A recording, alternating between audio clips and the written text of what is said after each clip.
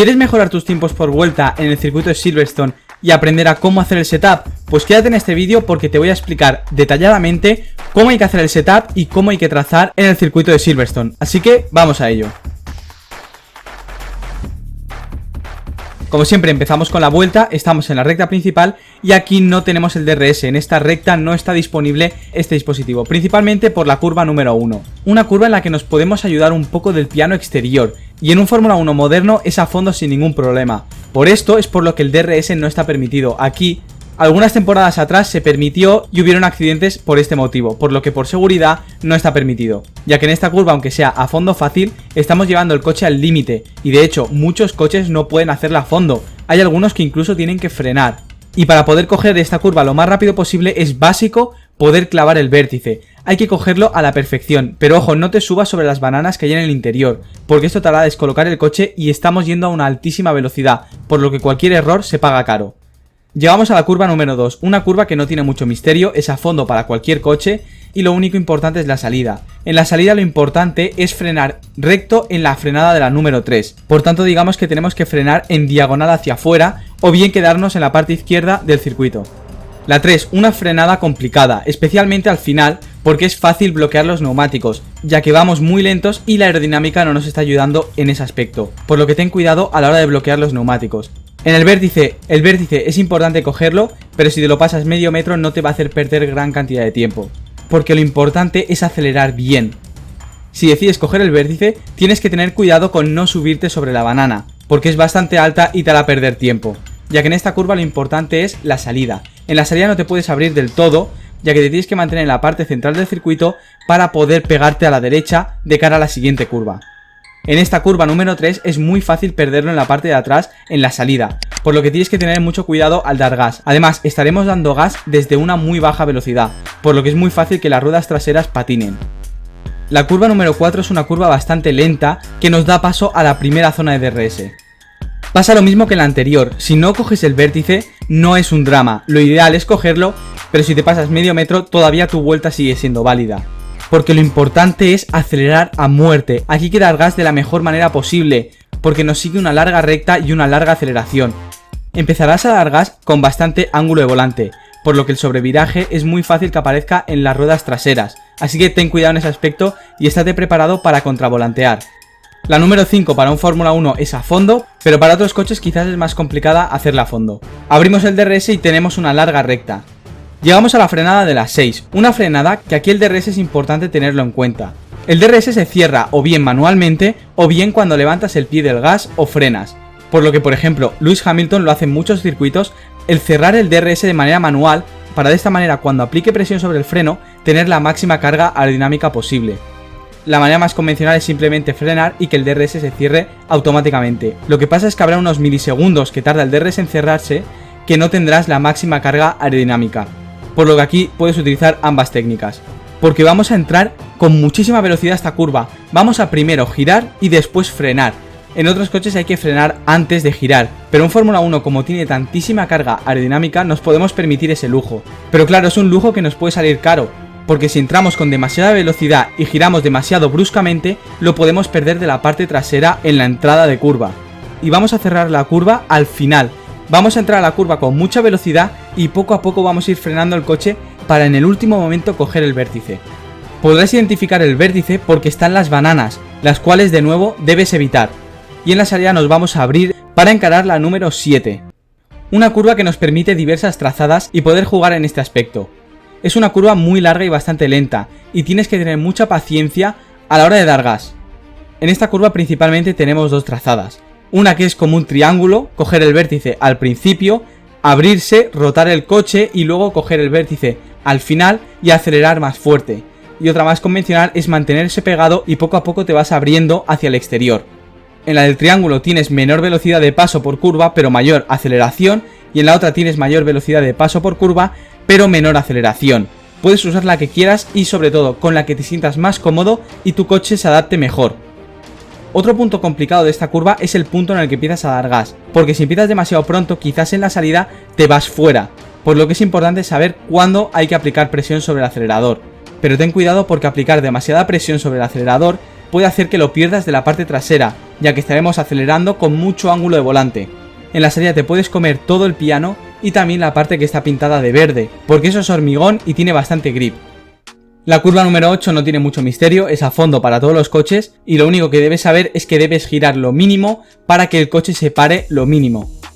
Pero ahora llegamos a la curva número 9, es la llamada curva Copse. Una curva que para un Fórmula 1 moderno en clasificación es a fondo, y esto es algo que era impensable hace un par de años, pero los Fórmula 1 actuales son capaces de hacerla a fondo. En clasificación, en carrera no es posible, y el resto de coches tienen que o bien levantar el pie del gas o bien incluso frenar.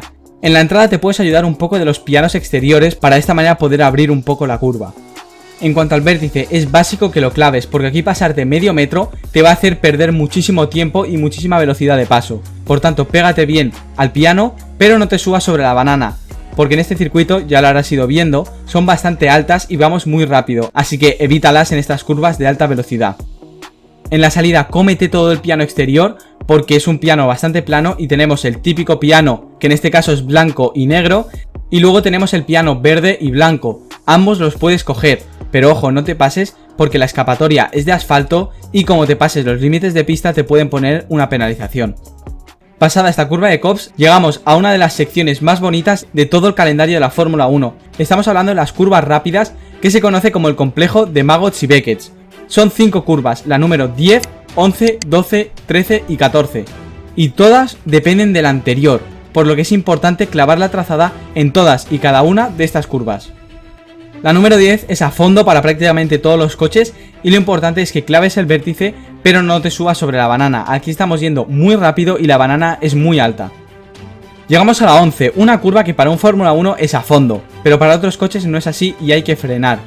El piano interior te lo tienes que comer entero y de nuevo debes evitar las bananas. En el supuesto caso que lleves un GT o un coche que no pueda hacer esta curva a fondo, lo importante es que entre la 10 y la 11 frenes en línea recta y también ten cuidado con perderlo en la parte trasera.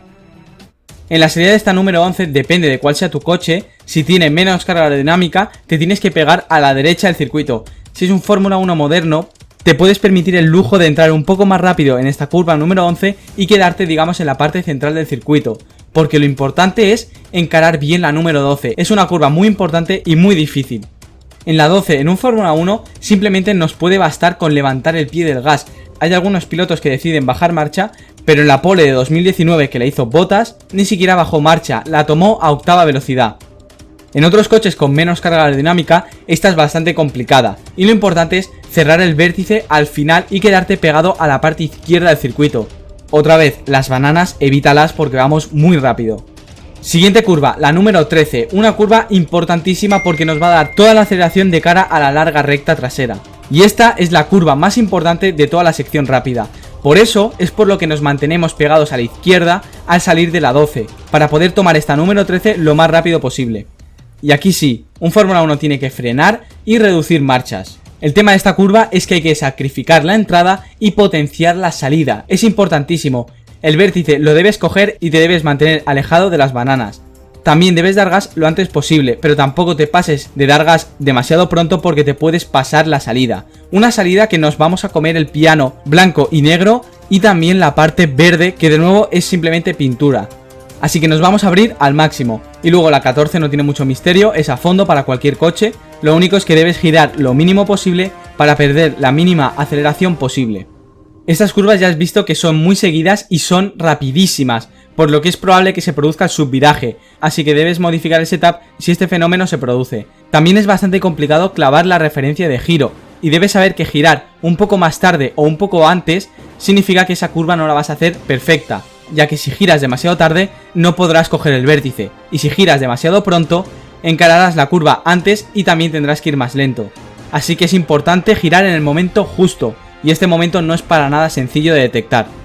Estamos en la recta y abrimos DRS y llegamos a la número 15. De nuevo, lo del DRS de la recta anterior a la hora de cerrarlo se aplica lo mismo, porque en esta curva vamos a frenar muy poco, vamos a frenar y acto seguido vamos a empezar a girar ya con mucha violencia, así que es importante tener la máxima carga aerodinámica a la hora de girar. Una frenada que no es sencilla porque el circuito gira ligeramente hacia la derecha, así que debes entrar en diagonal y tratar que en el punto en el que empieces a girar hacia la derecha estés lo más a la izquierda posible del circuito, para de esta manera poder tomar esta curva número 15, que es la curva de Stowe, lo más rápido posible.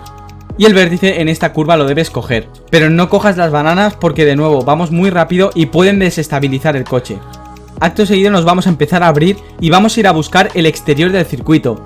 Y nos vamos a comer el piano exterior al máximo, todo lo que podamos. Vamos a coger tanto el piano blanco y negro como el piano verde y blanco.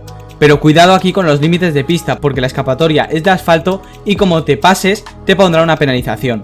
Rápidamente nos posicionamos en la parte derecha del circuito para poder encarar bien la número 16 y es importantísimo frenar recto, por eso nos vamos pronto hacia la parte derecha del circuito, para que a la hora de frenar lo hagamos rectos. Justo cuando empezamos a frenar el circuito ligeramente hace una subida y luego se queda plano. Debes tener cuidado porque es fácil bloquear los neumáticos delanteros por este motivo, porque el coche en ese punto digamos que estará como un poco levitando y no podrás aplicar tanta presión del freno. Así que ten cuidado a la hora de bloquear los neumáticos. Esta curva es una curva muy lenta y es importante coger el vértice y mantenerse alejado de las bananas. En esta curva lo importante es la salida. El vértice lo vamos a coger y en la salida no nos vamos a abrir del todo, porque vamos a sacrificar la entrada para potenciar la salida. Es decir, nos vamos a quedar en la parte central del circuito o incluso en la parte izquierda para que la curva número 17 se haga lo más rápido posible. El punto en el que dejemos de girar a la izquierda y empecemos a girar a la derecha será un punto crítico, porque aquí estaremos cambiando los pesos del coche de manera muy brusca, así que es fácil perder el control del coche. El vértice lo debes coger, pero te debes mantener alejado de la banana. ¿Por qué es importante? Pues porque esto te permitirá acelerar lo máximo posible. Y esto es importantísimo en esta curva y muy difícil, porque vamos a empezar a dar gas con muchísimo ángulo de volante y vamos a hacerlo de una manera muy brusca y desde una muy baja velocidad, así que tenemos todos los ingredientes para perderlo de la parte trasera, por lo que mucho cuidado con el patinaje de las ruedas. En la salida nos vamos a comer el piano exterior al máximo, todos los pianos que tengamos, pero hay que tener cuidado con los límites de pista. La curva número 18 en clasificación para un Fórmula 1 es a fondo, para otros coches no es tan sencillo hacerlo a fondo, pero el único misterio aquí es coger el vértice y evitar la banana, y abrirte lo máximo posible en la salida. Pues esto ha sido una vuelta al circuito de Silverstone. Ahora vamos a tratar las características de este circuito para que puedas hacer el setup de la mejor manera posible. Debes saber que este circuito es un circuito rapidísimo y bastante bacheado, así que esto nos determinará la puesta a punto del coche. El circuito de Silverstone es un circuito que tiene curvas de todo tipo, principalmente predominan las de alta velocidad, pero tenemos algunas de media o incluso de baja velocidad, así que es importante tener un coche estable en todas estas situaciones, pero también tiene dos largas rectas, por lo que hay que encontrar un compromiso entre carga aerodinámica y velocidad en recta. En porcentaje estaremos en torno al 85% de carga aerodinámica, y aquí lo que prima es la eficiencia aerodinámica. Es importantísimo porque tenemos que encontrar un balance entre la velocidad en las curvas rápidas, pero también la velocidad en recta, por lo que los ingenieros deben decidir qué quieren, un poco más de velocidad punta o un poco más de velocidad en curvas. Y los coches que son capaces de generar mucha carga aerodinámica penalizando muy poco en las rectas son los coches que van bien en este circuito. Por este motivo el DRS tiene un fuerte impacto porque llevamos los alerones muy grandes, por lo que al abrirlos el hueco que se abre es mucho mayor a otro circuito de baja carga aerodinámica. Pasando ahora a las escapatorias. Este circuito tiene grandísimas escapatorias y son principalmente de asfalto. Hay algunas de césped, pero la gran mayoría son de asfalto, así que si tomas mal la curva o te pasas, coge la escapatoria que no hay ningún problema. En las de césped sí que tienes que tener más cuidado porque meter una rueda en el césped será muy difícil que lo recuperes y probablemente tengas un accidente. Este circuito también es un circuito muy largo, por lo que es complicado que te encuentres tráfico en clasificación, ya que los coches están más espaciados entre ellos. Pero esto supone un reto para los ingenieros encargados de la estrategia, ya que entrar una vuelta antes o una vuelta después significa haber recorrido mucha distancia y ha pasado mucho tiempo, por lo que es importante clavar la vuelta a la que vas a entrar. Y a esto se le suma que este circuito castiga brutalmente los neumáticos, es de los más duros de la temporada, castiga sobre todo los delanteros, especialmente esas curvas de alta velocidad, así que un truco aquí es que en carrera levantes un poco el pie del gas en esas curvas de alta velocidad, las tomes un pelín más lento de lo que podrías, pero de esta manera estarás alargando muchísimo la vida de los neumáticos. Y este circuito es un circuito claro de undercut, porque entre que se recorre mucha distancia entre una vuelta y otra y los neumáticos se degradan bastante, es muy probable que te hagan o que puedas hacer tú un undercut. Ya sabes, tenemos un vídeo explicándolo, así que si no sabes lo que es, ves a echarle un ojo. El circuito inglés tiene 18 curvas, pero el freno únicamente se utiliza en 5 de estas 18 curvas, así que es un circuito muy poco exigente con los frenos, prácticamente no necesitamos refrigerarlos, así que podemos cerrar al máximo las entradas de refrigeración de los frenos y de esta manera tener una mejor eficiencia aerodinámica. Es probablemente el circuito que menos exige a los frenos, ya que entre que solo se frena en 5 de estas 18 curvas, estas frenadas son unas frenadas muy leves, excepto en 2 que realmente se frena bastante, en el resto prácticamente no necesitamos los frenos. La eficiencia aerodinámica hemos comentado que es importante, pero en esto también juega un papel fundamental el motor, así que los coches que tienen un motor potente en este circuito también irán bastante bien, porque se podrán permitir el lujo de poner un poquito más de carga aerodinámica y de esta manera ser más rápidos. Ya sabes que tenemos el libro hablando sobre los motores actuales y modernos de la Fórmula 1, tienes el link del libro de los motores híbridos en la Fórmula 1 en la descripción y en el primer comentario, así que si estás interesado, ves a echarle un ojo. También ya lo hemos comentado, es un circuito muy bacheado y que vamos a mucha velocidad, por lo que tendremos que ir un poquito más altos de suspensión de lo que realmente nos gustaría. En este circuito nos interesa ir lo más pegados al suelo posible, porque son curvas de altísima velocidad y queremos unas suspensiones lo más rígidas posibles para que el peso del coche, especialmente en las chicanes, no pase de un lado del coche al otro demasiado bruscamente. Pero claro, tenemos que tener en cuenta que hay baches, así que tendremos que ir un poquito más blandos y altos de suspensión de lo que realmente nos gustaría. Estas chicanes es importante, aparte de tener un coche bastante estable en cuanto a las suspensiones, también es básico que el coche sea rápido y ágil en los cambios de dirección a la hora de entrar en una curva. Por último, otro punto importante de este circuito es que es muy complicado adelantar. Es uno de los circuitos más difíciles para avanzar a otros coches, así que la clasificación cobra especial importancia, ya que tenemos curvas de alta velocidad y rectas en las que salir bien pegado al coche de delante es muy complicado, así que debes hacer un setup más pensando en clasificación que en carrera. Pasando ahora a la parte histórica del vídeo, vamos a hablar de los mejores momentos del Gran Premio de Gran Bretaña. Este Gran Premio es un Gran Premio que lleva desde 1950 en la historia de la Fórmula 1 de manera ininterrumpida y se han bebido batallas épicas, así que voy a hacer una selección bastante escueta de la historia de la Fórmula 1 del Gran Premio de Gran Bretaña y nos vamos a centrar especialmente en el circuito de Silverstone. Empezamos en 1991, ya veis que me he saltado muchos años de golpe, en el que Mansell ganó en casa y llevó a Senna en el coche. Al brasileño se le acabó la gasolina y Nigel Mansell tuvo que hacer de taxista. Siguiente año, 1998, cuando Schumacher ganó el Gran Premio de Gran Bretaña en los pits. De nuevo un movimiento que trajo bastante polémica, ya que en la última vuelta el equipo Ferrari decidió hacer la penalización que tenían.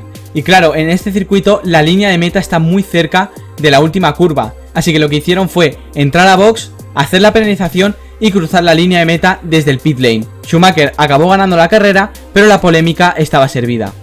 Un año más tarde, 1999, de nuevo Michael Schumacher, pero esta vez no ganó la carrera ya que tuvo un accidente que le hizo perderse varias carreras y no poder luchar por el mundial ese año.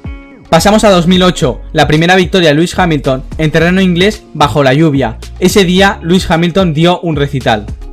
Pasando a 2013 y el año polémico en cuanto a los neumáticos. En este circuito vivimos uno de los episodios que más daño le hicieron a Pirelli y a la Fórmula 1, porque muchos neumáticos durante la carrera se rompieron. Un par de años más tarde, 2014, nos trajo una lucha entre Fernando Alonso y Sebastian Vettel que pasará a la historia de la Fórmula 1. Para acabar, el último año que me gustaría tratar es 2019. Vimos una carrera impresionante, la batalla entre Verstappen y Leclerc y también el accidente que tuvo Verstappen con Sebastian Vettel. Sin duda fue una de las mejores carreras del año pasado y de los últimos tiempos de la Fórmula 1. Para terminar, 3 curiosidades sobre el circuito de Silverstone. La primera es que albergó el primer Gran Premio de la historia de la Fórmula 1 desde que se declarara como campeonato oficial en 1950. Y este circuito fue construido en base a unas pistas de aterrizaje que se utilizaron en la Segunda Guerra Mundial. De hecho, hoy en día se pueden seguir apreciando estas pistas de aterrizaje. Siguiente curiosidad es que Ferrari consiguió en este circuito su primer triunfo en la Fórmula 1, y este Ferrari fue conducido hasta lo más alto del podio por José Froilán González. La última curiosidad es que en 1954 ocurrió algo inédito, ya que 7 pilotos empataron en tiempo la pole position, un momento muy pintoresco en la historia de la Fórmula 1. Pues hasta aquí el análisis del circuito de Silverstone. Si os ha gustado el vídeo, dejad un like y darle mucho apoyo para poder seguir trayendo esta serie en el futuro, porque son vídeos que requieren mucho esfuerzo. Si quieres ver más análisis de circuitos, tenemos muchos vídeos en el canal, así que ves a echarle un ojo. Que por cierto, si no estás suscrito, suscríbete y activa la campanita, lo puedes hacer aquí. Y si por el contrario quieres ver otro vídeo, haz clic aquí. Y también no olvides que tenemos el libro hablando de los motores híbridos, que son los que utilizan actualmente los Fórmula 1, en la descripción y en el primer comentario. Así que si estás interesado, ves a echarle un ojo. Muchísimas gracias por ver el vídeo y nos vemos en el siguiente. Hasta la próxima.